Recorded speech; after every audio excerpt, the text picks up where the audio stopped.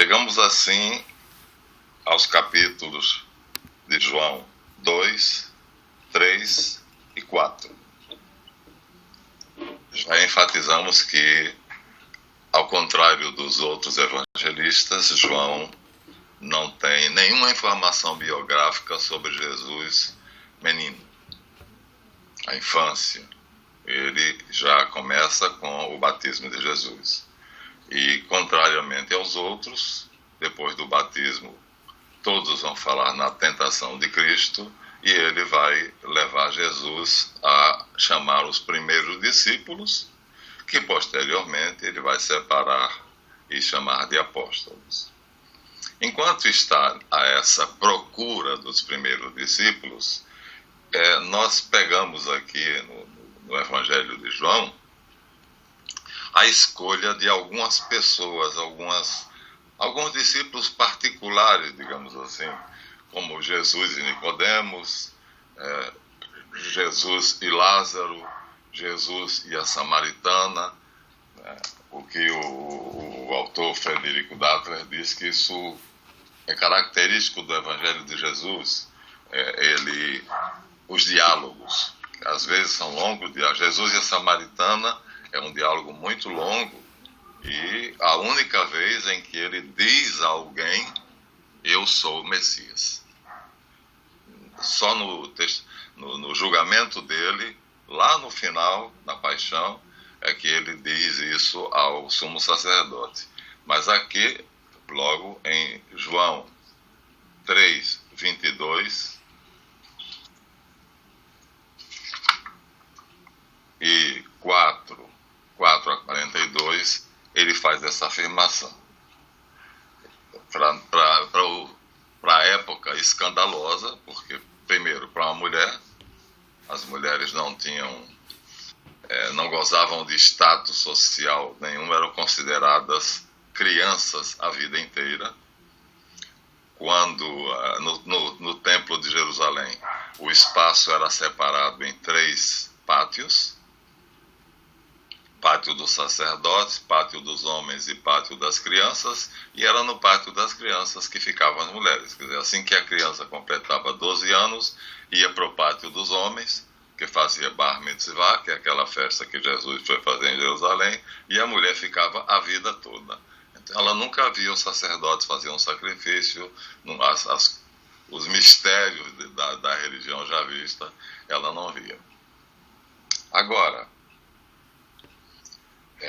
nesses diálogos com os discípulos, que eu acredito que há muitos mais, por exemplo, o pai do discípulo Marcos, que inopinadamente ele manda, já no final do Evangelho, ele manda que os discípulos dele vá até a casa deste homem e prepare lá, num ambiente que cabe 200 pessoas, a Páscoa.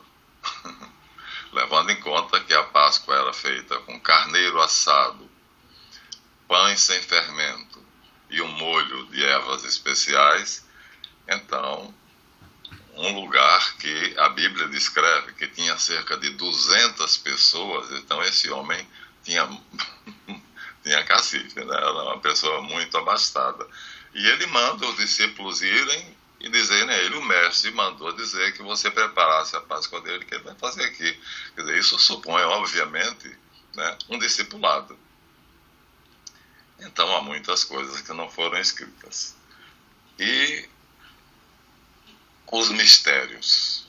Quer dizer, ele, falando com Nicodemos, ele puxa as orelhas de Nicodemos, porque diz que Nicodemos não sabe que para entrar no reino dos céus é necessário nascer de novo. Como nós já dissemos antes, estava muito espalhada entre os judeus a teoria da reencarnação, que é por natureza hindu, ela nasce na Índia, e ele desfaz isto, né? Nicodemos, quando ele diz é necessário nascer de novo, Nicodemos entende que é reencarnar, e ele diz: o que é carne, o que é espírito, é espírito. né? É necessário nascer do alto. Então, é um nascimento que Nicodemos continua confuso e ele diz: tu és mestre em Israel e não compreendes essas coisas? É necessário renascer da água e do Espírito. Então, nós supomos que ele, na vida pré-terrestre dele, isso já é bem espalhado entre os teólogos, ele viveu no céu com a Santíssima Trindade, então presenciou sem forma física, porque dentro de Deus, em si, não há forma. Então, mas nós sabemos que havia uma separação entre Deus, Criador, e Jesus, criatura. Não podia haver igualdade, porque essa distinção é fundamental. O Criador é constituído de essência, substância e existência. A criatura, principalmente no caso aqui Jesus, apenas de substância e existência. Então ele não é essencial. Ele poderia nunca ter existido. É acidental. Enquanto que Deus é essencial. Então, só mais tarde, depois da ressurreição, é que a carta aos Hebreus vai dizer que, por tudo aquilo que ele fez, Deus lhe deu o nome que está acima de qualquer nome. Como a palavra nome é um hebraísmo que equivale a nume, e nume significa poder, então é dizer que lhe deu todo o poder que está acima de todo o poder, ou seja, o elevou ao máximo da divindade. Provavelmente ele passou a ter a essência divina. Quer dizer, teria sido esse o prêmio pela paixão, pelo que ele passou por nós na sua paixão e morte, pelo amor à humanidade, que é o que Deus disse que o resto da humanidade não escolheria, né? Tendo disponível a sabedoria, o poder e a vontade divinas, não escolheria o amor. A vontade escolheria o poder e a sabedoria, e Jesus escolheu o amor. Então, como prêmio, Deus o exaltou. O texto diz: Deus o exaltou enormemente e lhe deu o nome que está acima de todo e qualquer nome, quer dizer, o nome, o poder. Então, as Bíblias, nenhuma delas trazem uns versículos que são extremamente curiosos e não são explorados por nenhuma Bíblia, a não ser por esta daqui, em todas as versões dela. A Torá somente, não é, portanto, uma Bíblia completa. Nós sabemos que a Bíblia tem duas criações, Gênesis 1 e Gênesis 2. Sabemos que essas duas criações são muito diferentes. Por exemplo, na primeira criação, homem e mulher são criados em igualdade de dignidade e direitos. Na segunda criação, a mulher é criada para servir ao homem. Então, isso não pode ser deixado de ser levado em conta. Quando, ao longo da Bíblia, se traça o Deus da primeira criação é chamado de Elohim, que é o plural de El, e o Deus da segunda criação é chamado de Yahvé. El quer dizer apenas o, não tem tradução, enquanto que Yahvé quer dizer eu sou o que faço existir. Quer dizer, é um Deus fazedor. Tudo que acontece na Terra é Ele quem faz. Então, cada minuto que nós vamos viver no futuro está sendo feito por Ele. Enquanto que El é descrito como um rei majestoso no seu trono que não levanta para nada, manda. Então ele cria tudo ordenando. E Deus disse, faça-se a luz, e a luz foi feita. Isso não é muito explorado, mas o rabino Meir Malamed Metzlah, ele diz aqui, sensivelmente, e no capítulo, antes de começar a segunda criação, e acabaram de criar-se os céus e a terra e todo o seu exército. E terminou Deus no dia sétimo a obra que fez. E cessou no dia sétimo toda a obra que fez. E abençoou Deus ao dia 7º e santificou, porque nele cessou toda a sua obra que Deus criou para fazer. Isto não está traduzido assim em nenhuma Bíblia, a não ser nesta. Está ao pé da letra.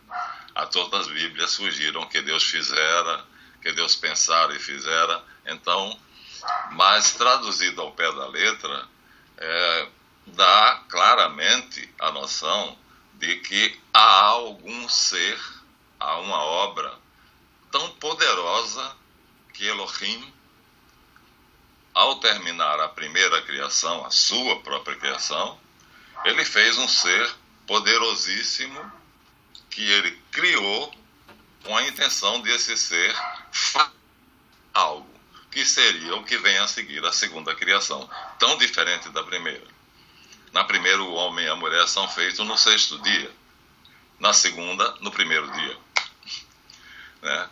Na primeira criação, o homem e a mulher foram feitos para crescer, prolificar e dominar a terra.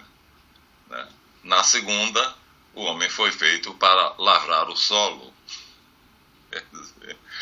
É completamente diferente. Então, há muitos teólogos que afirmam, não sei se por causa desse texto ou não, também por causa do perfil que é traçado dos dois deuses. Né? O perfil de El é um Deus extremamente misericordioso, extremamente amado pela humanidade. Um Deus que nos ama a ponto de, como diz João, tanto amou Deus ao mundo que mandou, João 3,16, porque Deus amou tanto o mundo que deu seu Filho unigênito, único, para que todo aquele que crê nele não pereça, mas tenha a vida eterna. Então, é entregar o Filho à morte para a nossa vida. Ora, Javé não tem esse perfil, essa conotação. Né?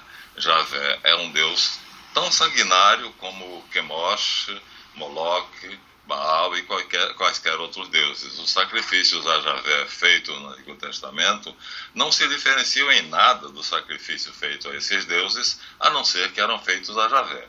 Então, fica como diz dois teólogos espanhóis, se o sacrifício era feito para Javé, era bom. Se fosse feito para Moloque, Quemosh, Baal ou qualquer outro, era mau. A única diferença era para quem era feito, porque o sacrifício em si era a mesma coisa. Era queimar criancinhas, era pegar adolescentes, 6 mulheres e 6 homens, e queimá-los, jogando dentro da barriga de Moloque. Então, é dessa situação que Deus tira Abraão, proíbe de ele fazer sacrifícios humanos, mas deixa ainda que ele faça sacrifícios sangrentos com animais e o manda para a terra, entre aspas, que eu te mostrarei. Não diz qual é o destino. Enquanto que El, segundo o Dr. Langdon, assiriologista de renome, citado por Samuel Noah Kramer, que é o grande nome em assiriologia, então é um gênio citando outro gênio, descobriu documentos na Babilônia de um sacerdote babilônico que foi também historiador, chamado Beroso, onde Beroso fala que havia um único santuário monoteísta na Babilônia, e esse santuário era dirigido por 2 sacerdotes, Misac e Sidik, e esse Sidik, na verdade, depois se percebe que é Sadek, e esse Sadek, que vem também, não se fala que Deus o ordenou, mas depois ele tem um encontro com Abraão na Palestina, e que funda uma ordem de Malek Sadek, quer dizer, Malek quer dizer rei, então ele não era um simples sacerdote, ele tinha sangue real, enquanto que Abraão não tinha.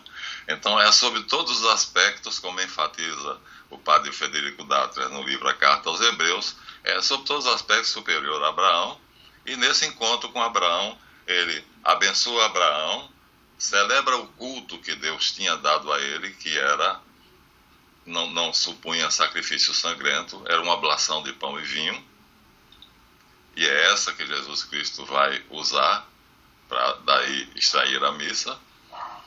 E Abraão, em resposta, lhe dá 10% de tudo que tinha, e ele abençoa Abraão.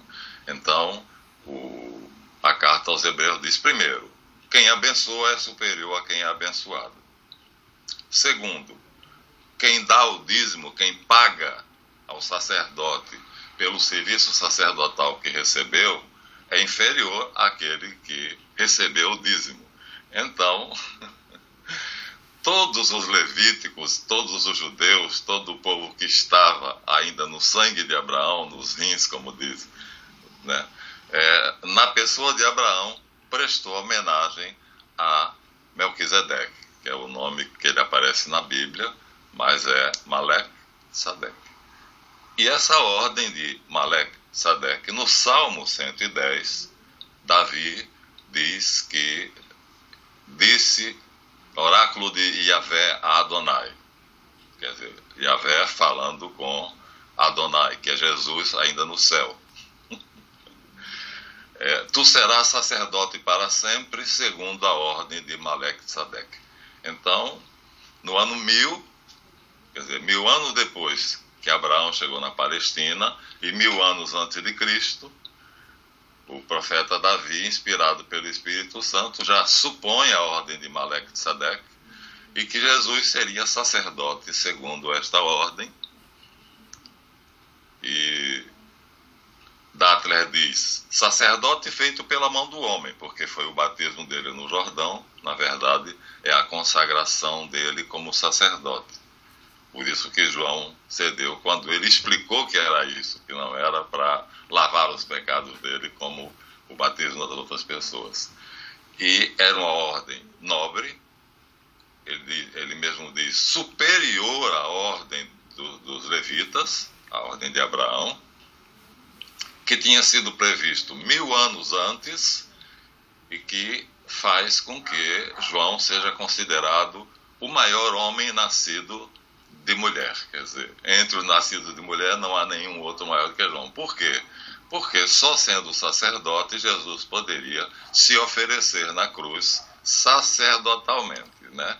A cruz é o altar, ele é a vítima e é o sacerdote ao mesmo tempo. Então, o valor maior que os protestantes não entendem e que nós honramos tanto a efígie que está pregada na cruz, é porque ali Jesus está exercendo a sua função de sacerdote e se oferecendo ao Pai em sacrifício pelos pecados de toda a humanidade, por aqueles que nós não podemos pagar, porque por aqueles que nós podemos, ele deixa o nosso cargo. Por isso nós ainda temos algum sofrimento na Terra. Mark Smith não é doutor, não é PhD, é um professor.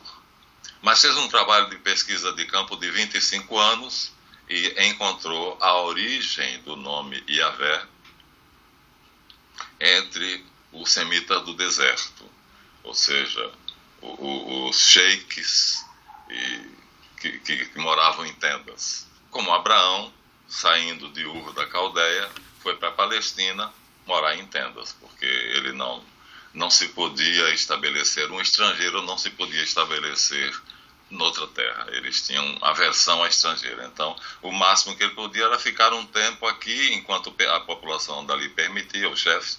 Depois se mudava para outro lugar, então desarmava a tenda e assim ficava, como se fosse um circo, mudando de lugar para lugar. Então, no livro do Êxodo, Moisés deixa claro que os judeus entraram, os israelitas, né, através de Jacó, entraram no Egito adorando El e saíram do Egito adorando Javé. Essa mudança é fácil de perceber, porque quando Moisés é expulso do Egito, ele vai para o Monte Sinai e nos arredores do Monte Sinai conhece um sacerdote chamado Jetro, madianita, que era sacerdote de Javé. E então ele no Egito nunca tinha ouvido falar em Javé, embora o mais antigo documento que tem a menção ao nome Javé tenha sido encontrado, é um papiro egípcio do ano 1450 a.C.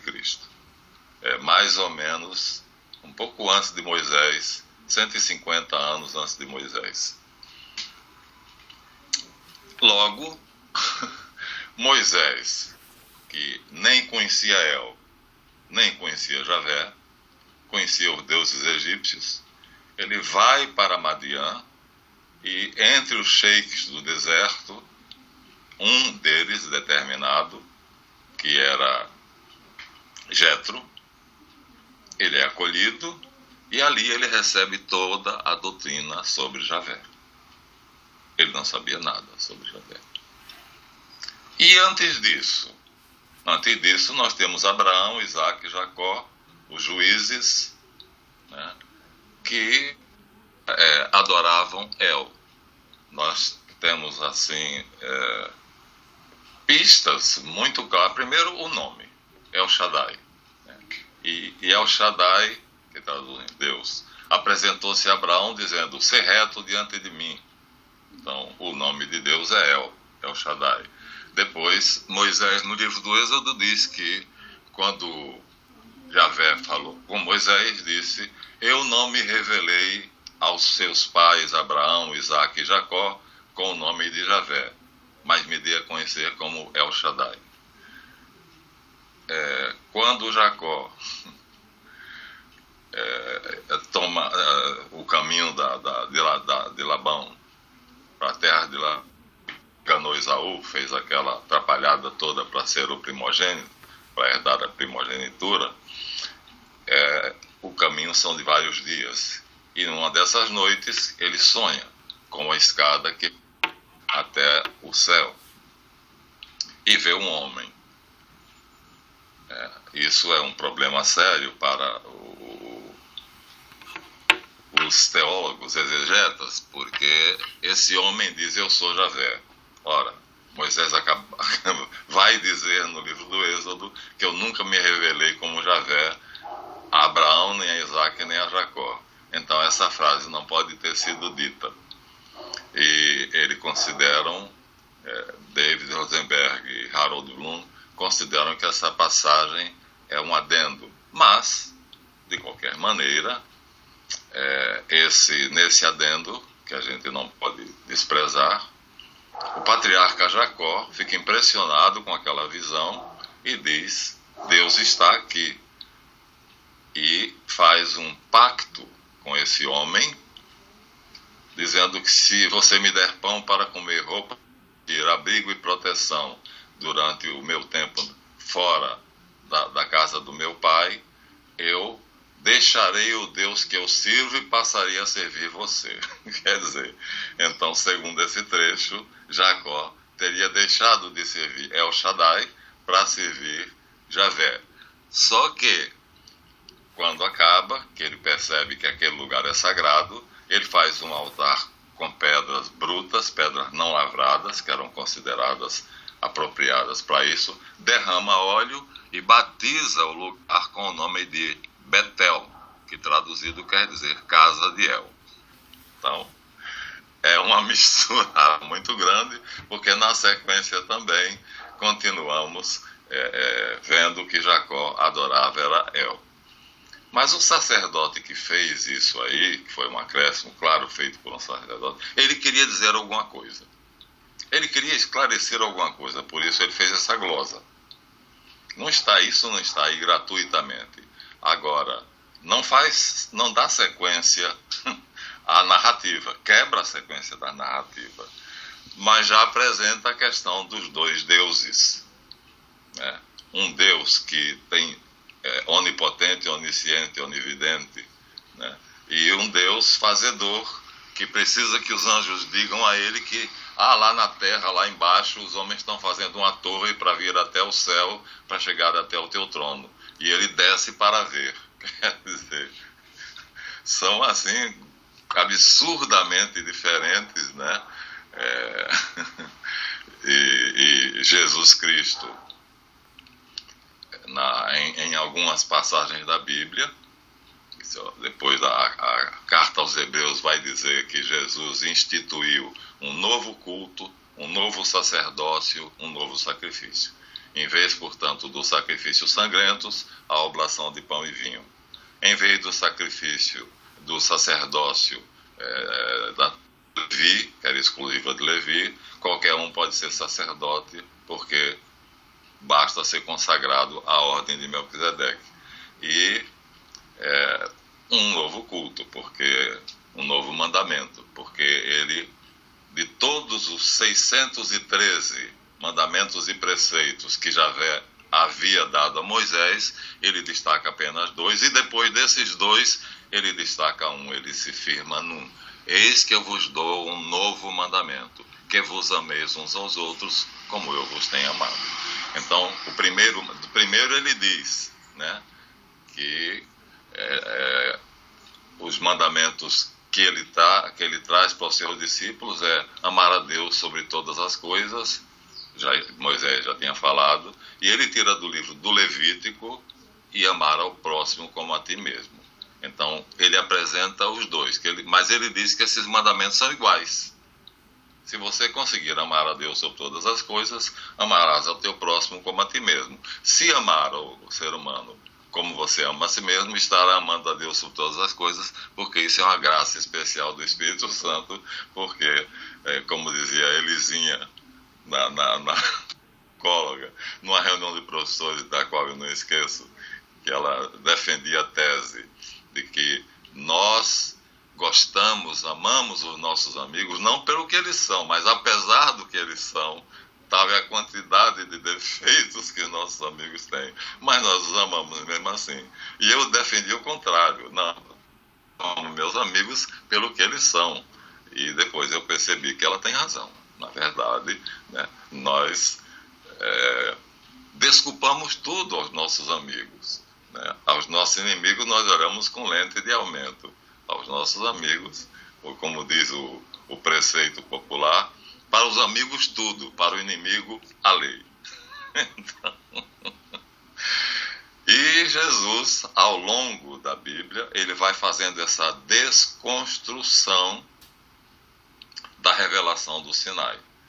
Quer dizer, no Monte Sinai, Moisés vai receber por escrito as tábuas da lei, e segundo a tradição judaica, de ouvido, os 612 preceitos, e 12 ou 13.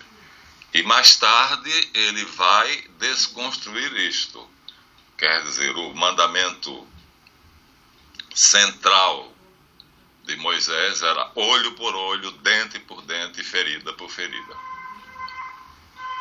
Se você matou, será morta. Se você aleijou, será aleijada. E assim por diante.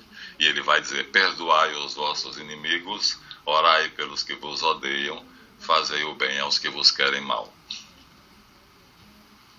Veja, uma diferença absoluta.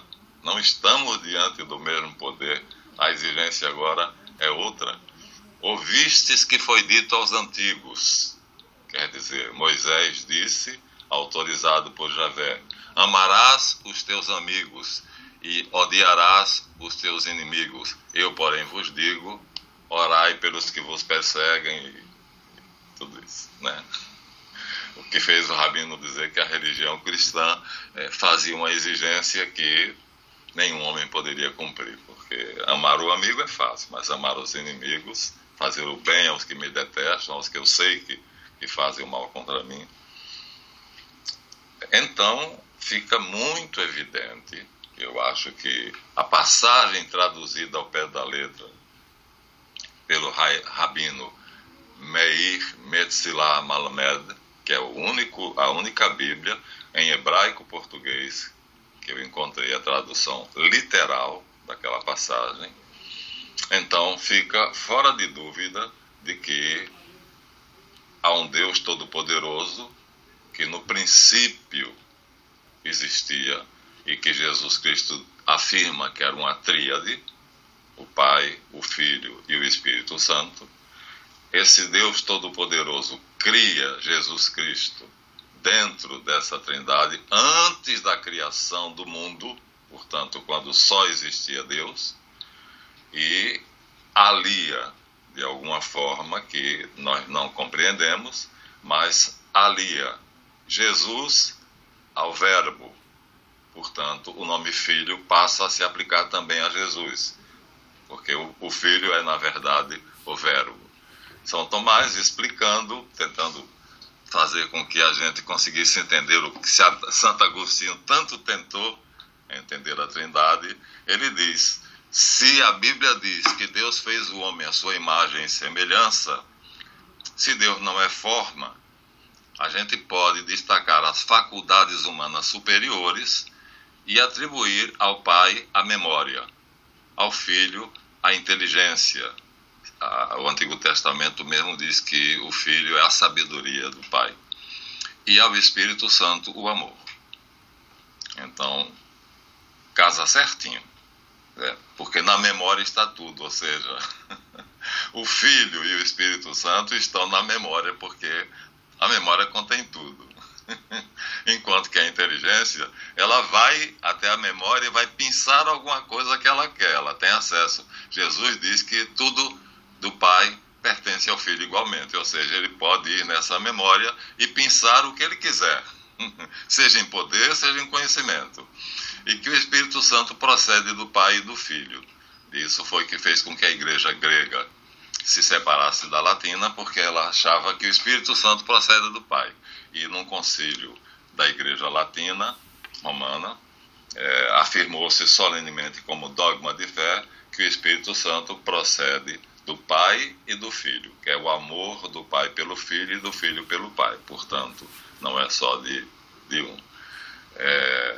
E assim, me parece uma coisa, quer dizer, fazendo essa metáfora, usando essa metáfora de São Tomás, então nós temos uma inteligência, uma vontade, que é ela que ama, e uma memória, e elas três são separadas, independentes, e em nós elas funcionam, não funcionam perfeitamente integradas, de modo que é comum a sua inteligência precisar de um dado e não dispor desse dado, não conseguir acessar isso na memória.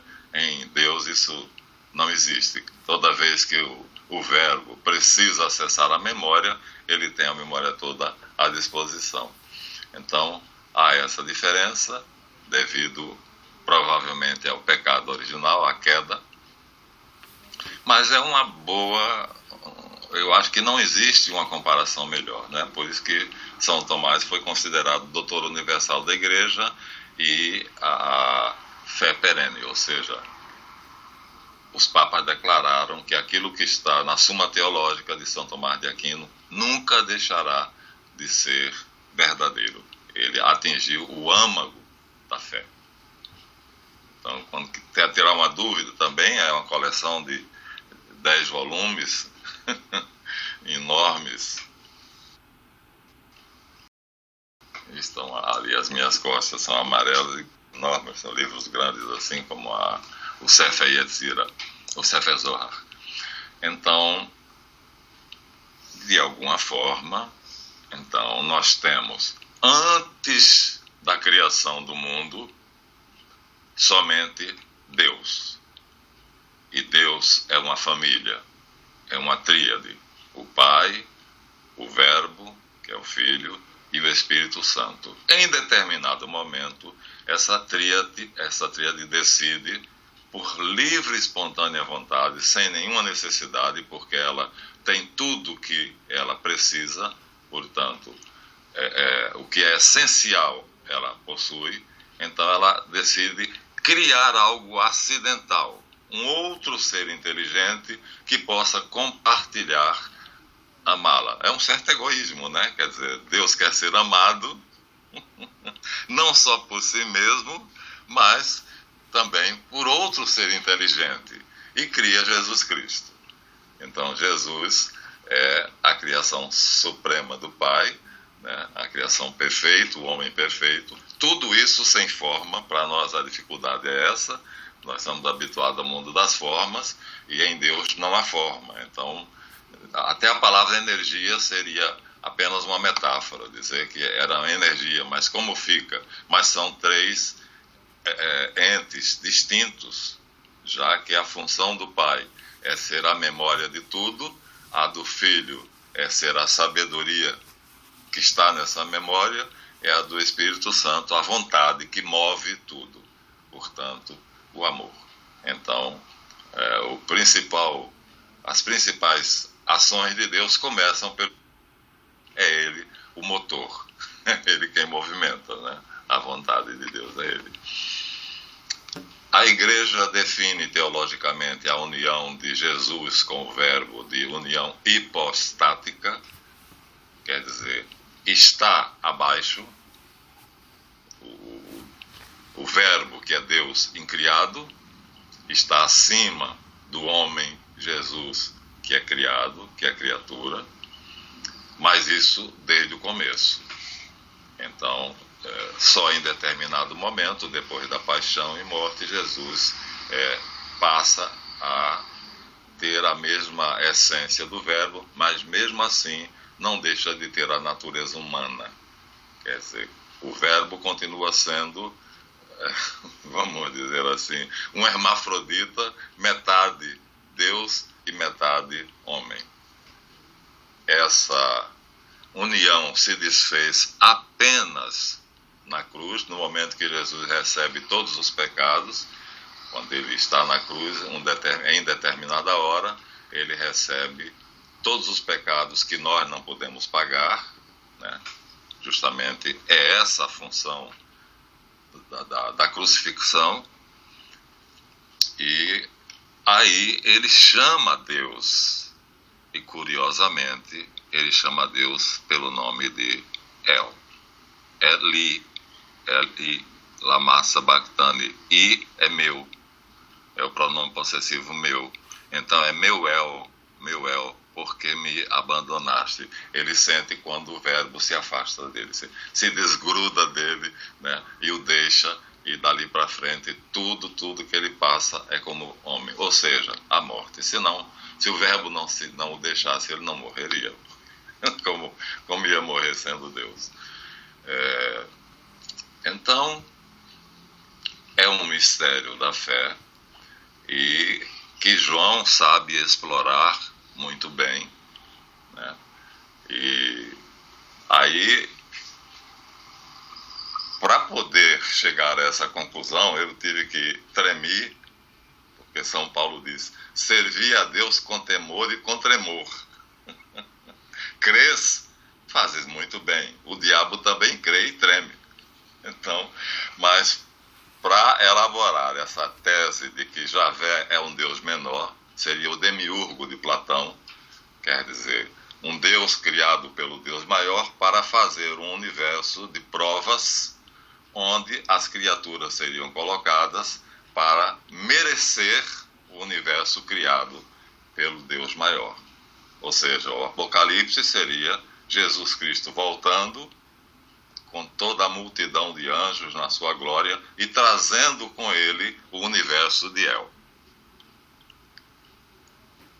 que ele chama a Jerusalém Celeste, onde não há mais sofrimento, nem morte, nem pranto. Então, seria uma coisa maravilhosa e que ninguém sabe como será feito, né? Mas que São Pedro diz que essa chegada desse novo universo se fará com estrepitoso estrondo.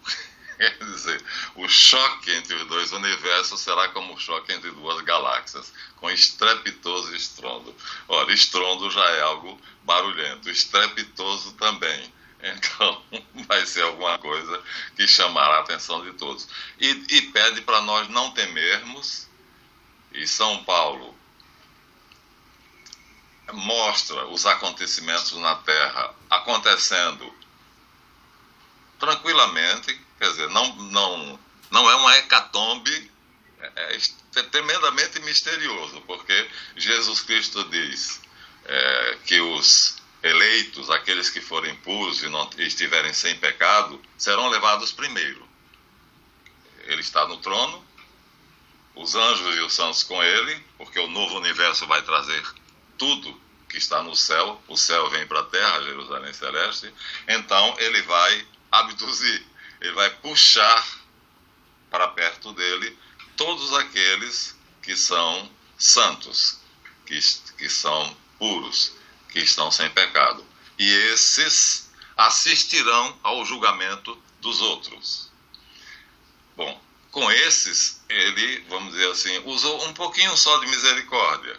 Agora, com os outros, ele vai usar muita misericórdia, porque aí o trigo e o joio está todo misturado, mas vai precisar de muita misericórdia. Por isso ele diz: bem-aventurados os misericordiosos, porque alcançarão misericórdia, porque a justiça será sem perdão para quem não usou misericórdia, mas a misericórdia triunfará no julgamento final. Então, aí ele ainda vai dividir esses que estão, olha, tudo isso será feito com nós vendo, aquele que se vê naquela ocasião. Então é meio complicado, por isso Paulo diz que, Pedro e Paulo dizem que não temam, apressemos o dia de Deus, quer dizer, rezemos, façamos tudo para que esses dias seja logo, porque por um lado será alguma coisa assim, maravilhosa, esplendorosa e como se fosse um hecatombe, mas por outro lado, 2 mulheres estarão no campo ceifando. Uma será levada, outra será deixada. 2 homens estarão caminhando por uma estrada, um será levado, outro será deixado. Quer dizer, parece que assim, no cotidiano, não haverá uma grande diferença, a não ser quando ele separar as ovelhas dos cabritos. Então, não é o Apocalipse, não é algo temível, né? Não vai ser a destruição do universo, será feito pelo poder de Deus, e aí Jesus separará o que ele chamou as ovelhas dos cabritos, e aí não vai haver diferença de religião. Ele deixa claro que tive fome e me deste de comer, tive sede e me deste de beber, estava nu e me vestiste, no cárcere o hospitalizado e me fostes ver. Esse será o critério do julgamento. Então, muçulmano, judeu, cristão, aí não vai importar, mas essas religiões, cada uma delas, dado pelo fundador, que fundamentalmente é a crença em Deus, a fé, que é outra coisa do que o povo pensa. Crer é uma coisa, ter fé é outra coisa, já dissemos isso aqui várias vezes, né? Então, a frase, eu creio, Senhor, mas aumentai a minha fé, né? É fácil de interpretar. Crer é fácil. São Paulo diz, até o diabo crê. O diabo não duvida que Deus existe. O que ele não tem é fé, fidelidade. Porque se eu creio que Deus é bom, então aquilo que Deus manda, eu tenho que fazer, obrigatoriamente. A fidelidade vem em decorrência da fé. E nós não somos fiéis, então, crer, eu creio, sem dúvida nenhuma. Agora, ser fiel a essa crença é difícil, então aumenta a minha fé. Então, o orante pede a Jesus Cristo que aumente a fé, porque a crença ele não precisa aumentar. Então, será esse o momento que nós esperamos, e para nós que cremos e que procuramos ter fé, nem que seja do tamanho de um grão de mostarda, como ele diz, mesmo que seja do tamanho do grão de mostarda, né, já nos salvará, e a misericórdia dele é quem vai triunfar e não a justiça. Se ele nos julgasse segundo a justiça, nenhum justo prevaleceria. Então, quem vai prevalecer, segundo o Alto da Compadecida do Ariano Suassuna, é a nossa advogada, e por isso, né, muitos se salvarão, a tal ponto que a passagem da Bíblia em que Jesus, na Santa Ceia, diz pega o pão, parte e diz: tomai e comei deles todos vós, esse é o meu corpo que será entregue por vós. Tomando depois o cálice em suas mãos, do mesmo modo elevou, deu graças ao Pai e disse: tomai e bebei deles todos vós, este é o meu sangue, o sangue da nova e eterna aliança, que será derramado pro multibus. Alguns traduzem por todos e outros traduzem por muitos. Então, bom, na verdade, a intenção dele era por todos. Agora, o problema é só quem aceitar a redenção é que terá os benefícios dela. Então, por isso, é necessário crer. Né? Jesus Cristo, quando ia fazer os milagres, ele dizia, né? No caso do cego Bartimeu, que foi um dos milagres mais fantásticos, um homem nasceu cego, viveu 30 e poucos anos cego, de repente, as apalpadelas chega perto de Jesus, e Jesus diz: o que queres que eu te faça? Ele diz: que eu veja, Senhor. Crês tu que eu posso? Sim, Senhor, se tu quiseres. E Jesus, passando a mão sobre os olhos dele, diz: eu quero. Veja. E ele olha admirado, vê o mundo pela primeira vez. Eu quero. Então, crês tu que eu posso? Então, ele exige primeiro a fé. E, acima de tudo, o que fica de São João vai escrever mais 3 cartas. Ele vai enfatizar nessas cartas a escolha de Jesus, que terá que ser a nossa escolha, o amor. Paulo também vai dizer, porque, por enquanto, nós vivemos segundo 3 forças que Deus nos concede: a fé, a esperança e o amor. Mas a fé deixará de ser necessária quando nós o virmos face a face, porque crer é ter como verdadeiro uma coisa que eu não tenho. Então, vendo, não preciso mais ter fé. Agora eu vejo, agora eu sei, né? A esperança, na hora que ele chegar e me escolher, então a minha esperança de ser eleito já se cumpriu. Ele diz: só restará o amor.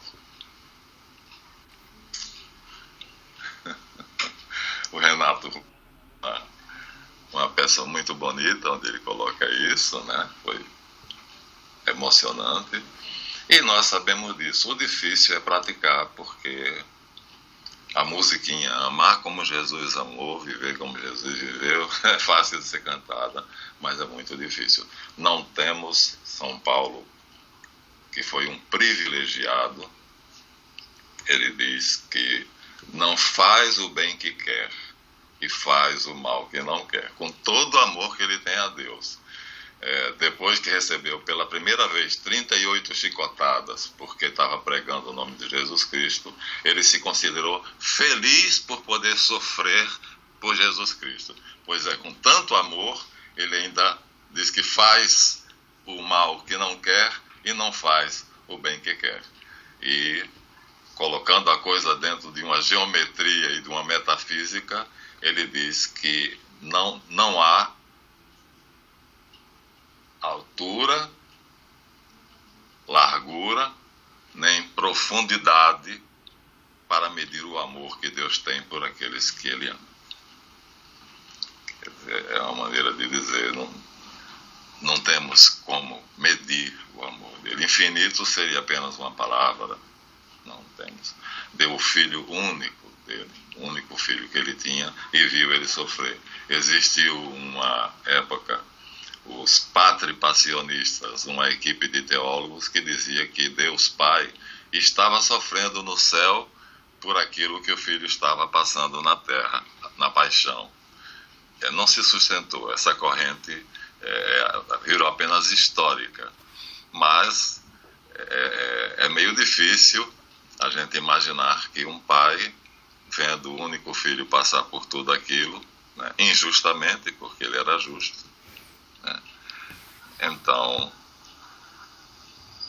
a gente tem que se lembrar